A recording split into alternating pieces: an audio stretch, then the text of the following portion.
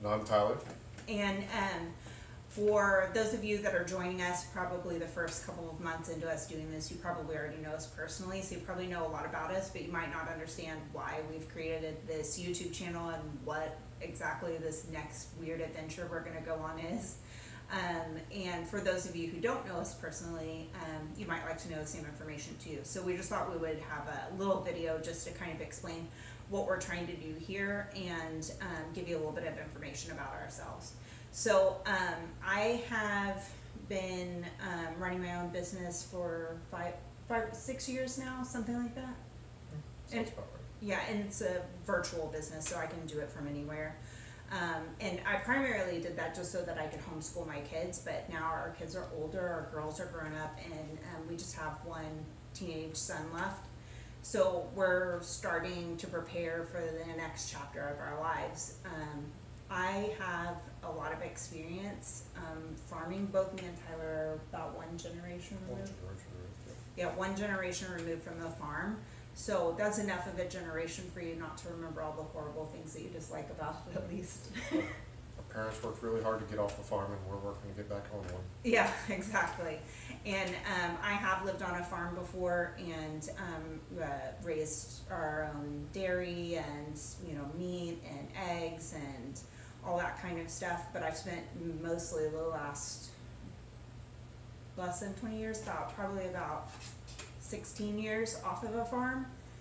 And when the pandemic hit, I think that was really when I was like, we should have already had a farm. Like, we should have already had property. Correct, we already had a garden going. Well, yeah, we've been doing stuff garden here, in a suburban location, like trying to have the really kind of atypical, middle class life for kids, so that they can go to good schools and like be happy and be well adjusted and have stability in their lives and everything. And but when coronavirus happened, I was just like, we should already have a farm because we should already be more self-reliant, and we've done a lot of things more since we've been here in the last 2 years that have made us more sustainable. Like, we bought a half of a cow, so we bought a half of a beef. We have it in deep freezer. We weren't doing that before. We raised our own meat rabbits. Yep. We tried to have chickens before, but we got in trouble for that because in Texas, well, in HOAs, you're not necessarily allowed to have poultry. And then we had to put in a garden as soon as we bought the house, but then we expanded it in the last year, more than doubled it really. And I've always been okay at gardening, but I really have gotten a lot better over the last year. Like, I was able to grow really big tomatoes last year, and that was something I'd never been able to do. But now we're kind of ready to take it to the next level. And we were looking all around here in the Houston area, so we could be close to Tyler's work and still be close to the kids and everything, because they're all pretty much still, here in town. So I guess we should take a brief break for me to say what I do, since you said what you did, but I didn't mention what I do. okay. So I've been working in oil and gas manufacturing as a manager for approximately 8 years. Helped build evil fracking equipment, and just slowly clawing my way up the ranks, but ready for new fun and adventure outside of that industry. Figure I got about one more boom ride to go through before I'm just totally done.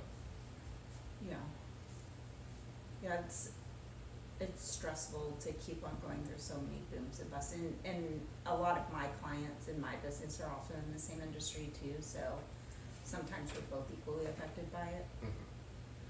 But we had tried to look for property around here in the general Houston area, and it was just like we just weren't finding anything, like even anything like worthwhile, like maybe 2 to 5 acres, but easily in the $200,000 and above for. Yeah, not enough to get a homestead exemption on. Yeah, sure. Not enough for a homestead exemption, not enough to have you know, substantial amount of animals for meat or dairy, or, you know, even run meat chickens or anything like that. And not enough to go hunting on your own property, you know. So, I mean, but we still tried. We have friends that have farms and acreage and stuff in this general area, and so we wanted to stay here. And then, for our anniversary, we went out to West Texas. So, yeah, how we ended up in West Texas, pretty ridiculous. I was sitting at work, and the standard Windows screensaver came across, and showed a picture of the Chisos Mountains in Big Bend, and I was like, I'd already been like fascinated by mountaineering and watched documentaries about that type of stuff, but you know, I don't think anyone else even really knew I was that fascinated by it. No, your mother was like, Tyler likes mountains. Yeah. I was like, yes, he does, apparently. I didn't know it either. So anyway, went to Lindsey, and I was like, hey, let's go to Big Bend for our wedding anniversary. We can stay just down the road in Terlingua, and it started a quite exciting 3 or 4 days. It wasn't exciting 3 or 4 days. Like, literally from the time we got there, everything tried to kill us until we left. But by the end of it, we're both just totally fascinated with it. Mm-hmm. And it is a really unusual, strange place, even, well, for somebody who's been on the Gulf Coast of Texas for pretty much her entire life. I am actually from West Texas. My family's from the Odessa area. And I was born there, but I didn't even really, like, I don't think a lot of people even really know that Texas has mountains. Yeah. You know, or like when you think of Texas, you definitely don't think of mountains, but there are definitely mountains there. And all that whole area, the more I learn about it, the more like fascinating it becomes. It is like another planet there. Everything's different. The soil is different, the plants are different, the animals are different, the bugs are different. And they're also very independent about staying the way the people that already live there want to be. Yeah, that's true. true. On the whole Trans-Pecos region. They have avoided having things like Walmart, H-E-B, huge corporate conglomerates come in to that area. I mean, it is prohibitive because it's difficult to. They even battled for years over widening one of the major highways to the district because they didn't want to turn it into a big transportation line for a lot of trucks. Yeah, exactly. So it is definitely an area that's just full of really independently minded people. Mm-hmm. And beautiful land, and it's also very economical too in comparison to what we're looking for around here in the Houston area. I mean, price per acre, yes. The price per acre is very good, but there's no city water that you hook up to, well, in most places out there, and there's no electricity that you hook up to, so it's not a matter of transferring your account or setting up an account. Like, you literally have, everyone's off grid out in the area that we've selected to be in. So it's going to be a real adventure in a lot of ways. And do you want to talk about the property that we got out there? So we bought 20 acres west of 9 Point Mesa, thus the name 9 Point West. And yeah, it's just complete raw land and a blank slate that we're going to paint all over. Yeah, and I mean, it's not going to be easy. It's not going to be quick either. It's going to take us the next probably 4 years to 5 years to develop it, but that is perfect. That is the exact timeline that we wanted to work with, because that's about how much time we have left with the child that we have still living with us, so that we don't have to uproot him or take him to a desolate part of Texas to spend the latter part of his teenage years. So, you know, we can be preparing for what our next life looks like without children. Mm-hmm. And we are very much looking forward to it. We've always said someday, someday, someday, someday. Well, I think throughout our some days of they've eventually come true. All So of we our just made somedays it, have come true. so we've just made another someday dream, and now parts of it are starting to come to reality, but we've got a long road to go down to finish it. Yeah, and we have a lot to learn too, really. I mean, we know more probably than most other people that are living in the suburbs, you know, as far as how to grow our own food and preserve our own food and, you know, raise our own meat and that kind of thing. But there's still so much to learn. Like, I don't know really anything about off-grid living other than things that I've just read, you know. And I know when I lived on the other farm, we did gray water, we had composting toilets, that kind of stuff. But I didn't set any of that stuff up. It was just there whenever I got there. And I mean, I think most people are familiar with like how solar works and that kind of thing, but like I've never had a solar system. I've never bought a solar system. So that's all going to be interesting. Plus just generally, like I know how to garden here. I know how to farm here in the Gulf Coast, which is 9A or B, zone 9A or B in the gardening zones in the United States. So, you know, the highest temperature we have here is probably like 110, which is July or August. The lowest temperatures we have are like in the teens. We did have an unseasonably cold February this last year. All made national news. Yeah, everyone knows about it because Texas, we're just too Texan for that kind of weather. Everything just like imploded whenever it got Power cold grid down is too here. Texan for that weather. Yeah.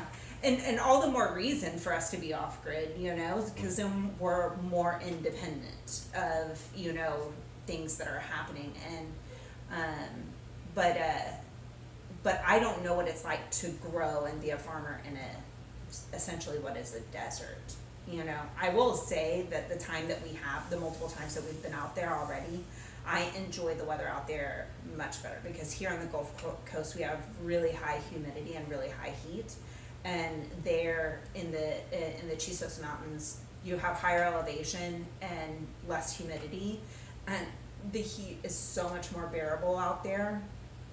Also, too, in my research and everything that I've learned about gardening out there and everything is, you know, the soil is actually very fertile. It's just missing a lot of organic matter and proper irrigation. Right? So these are things that humans can get involved in, manipulate the landscape in order to make things better.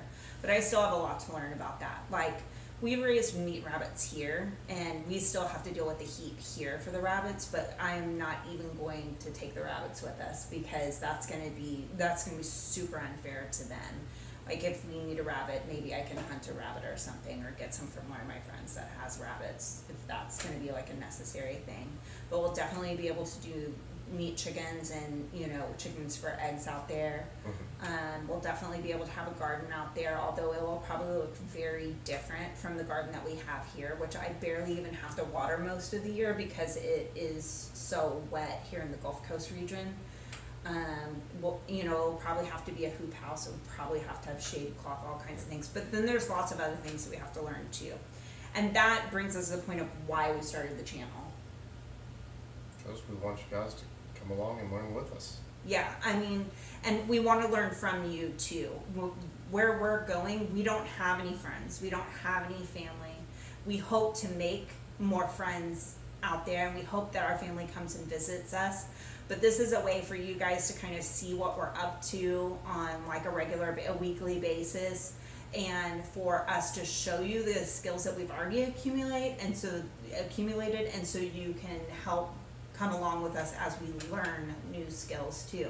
And we're really not here to show you like this is how you do it, and it's more of like, you know, are we doing this right kind of a thing. So we're doing it. Hopefully it'll work out okay. Yeah, this is how we're gonna do it, and let us know if we're doing anything wrong.